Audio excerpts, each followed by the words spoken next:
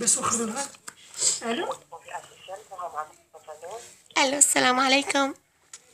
وعليكم السلام. شو؟ الو. الو، مساء الخير. تفضلي. عيوني، انا ما عندي رصيد، اريد رصيد، ممكن تدزولي؟ نعم. انا ما عندي رصيد وشريت متوقفة. اختي العزيزة، خطك هذا متوقف، لازم تعبي له كارت يقدر يشتغل. زين، انا فلوس ما عندي. السؤال الثاني. شلون؟ الو.